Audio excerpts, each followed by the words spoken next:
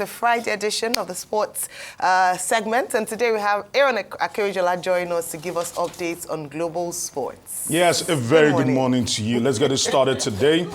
All right, good morning to you. Okay, let's start it off with the Carabao Cup, as we are not sure of the finalists for the showdown at Wembley. So let's start it off. Liverpool yesterday had not a mountain to climb, but they had a hill to climb yesterday.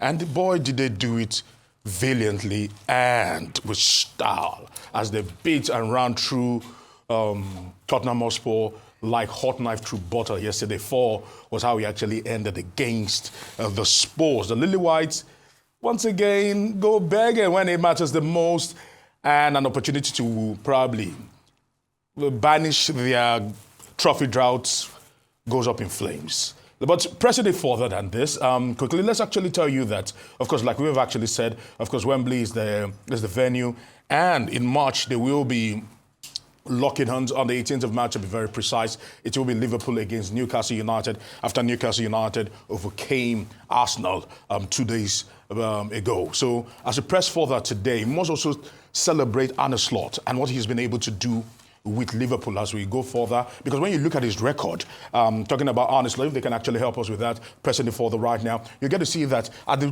the moment, he's top of the table, number 1, and number 2, not just being top of the table, he also finished first in the round-robin session of the UEFA Champions League, and at the moment is on course to actually do one even better and actually win a trophy in March. So Arne Slot, the man that has really taken to life in England seamlessly.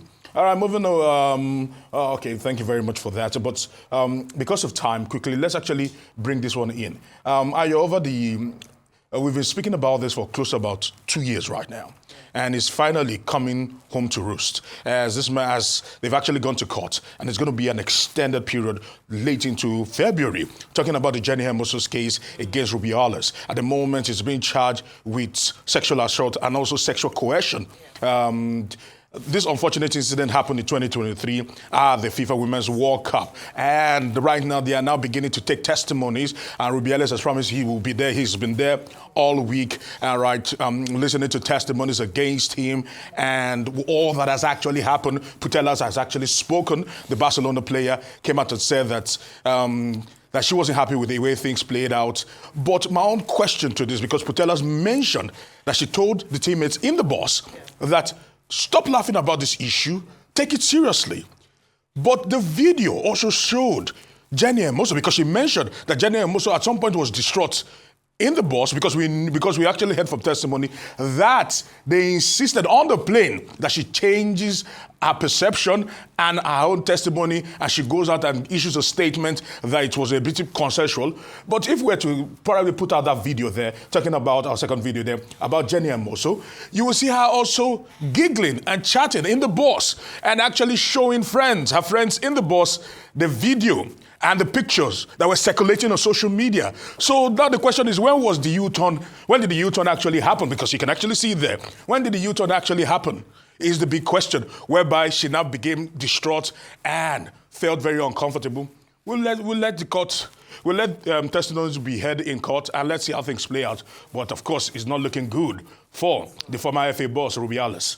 Away from that quickly, Barcelona also yesterday rang rings and riots and actually put to the sword Valencia in the Copa del Rey. So at the moment, Barcelona seem to be firing on all cylinders as Ferran Torres got a hat-trick on the day. Pressing it further than that quickly, because of time, I must also mention that right now we spoke yesterday about Donald Trump involving himself in sports more and more. We're beginning to see this play out as a statement has been released that at the moment, Donald Trump is trying to broker peace between the PGA and Live Golf, or the PIF at the moment. So in the near future, we'll see these two bodies merge to form a more holistic golfing association. Who would have ever thought this would actually happen? And those that rejected the PIF money, the Live Golf money, will be kicking themselves right now, because what they threw away is what has been accepted wholeheartedly right now. And you know Donald Trump is a golf enthusiast. He loves golf. And right now, his influence might actually bring this massive merger together. Quickly, away from that, let's talk about the Golden Eaglets, who were hoping that they would get a slot for the Under-17 AFCON, but that is not going to happen, as CAF has decided that the Under-17 AFCON will not, the Golden Eaglets will not be participating at the Under-17 AFCON later this year. It's unfortunate for them, a big blow for them this year.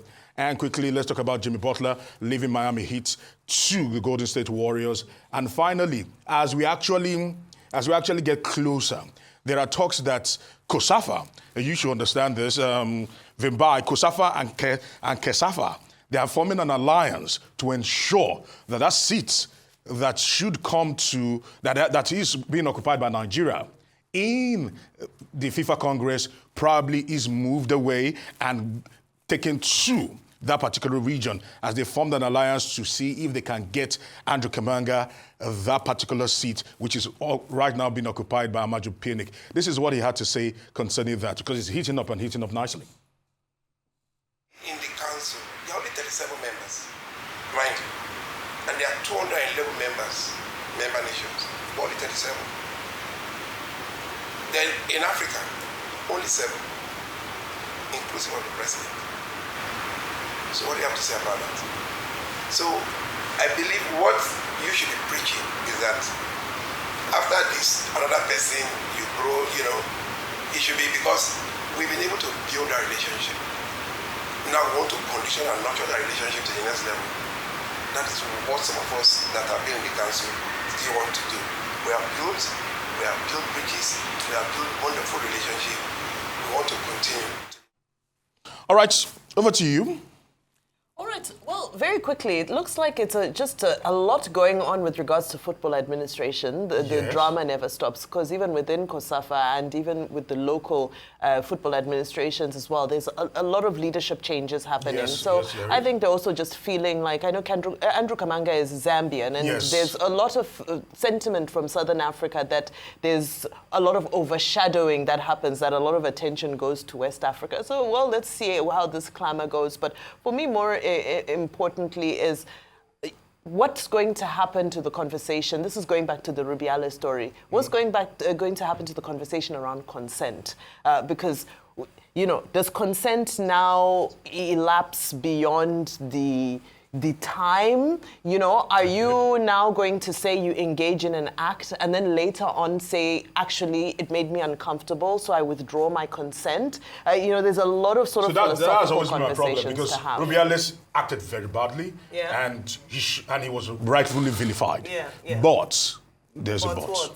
Anyways, you know where I stand? Yes, I do. We always argue about this. Yes, when I do. it comes to incidents like this, a sexual assault, or what a woman deems to be consent or not, in the initial stage, sometimes you're not even aware of how you're feeling at that point. It's later, on reflection, you begin to think, actually, I was uncomfortable. Because sometimes you don't want to be the one to ruffle, keep things clean. You just had a win, so let's not keep things down. But her teammates have testified that she actually was feeling down.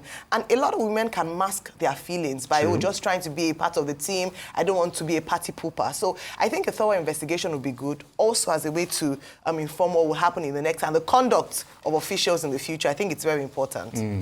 Very quickly, now it's clear. The final of the Carabao Cup will now be Newcastle versus Liverpool. Now, yesterday, Tottenham Hotspur the performance was abject, damaging, very bad. They could not even have one single shot at goal. Very argument about Postecoglou's team is that about 10 of the first team players are down with injury. But in any case, that their attacking style, flair for football and all that did not show up yesterday. Maybe it's injury that will be their excuse for the miserable performance. Simona Halep, French Open 2018, Wimbledon title 2019, has said she has retired as a result of injury, which forced her out of the Australian Open. And this week, also Tiger Woods lost his mom.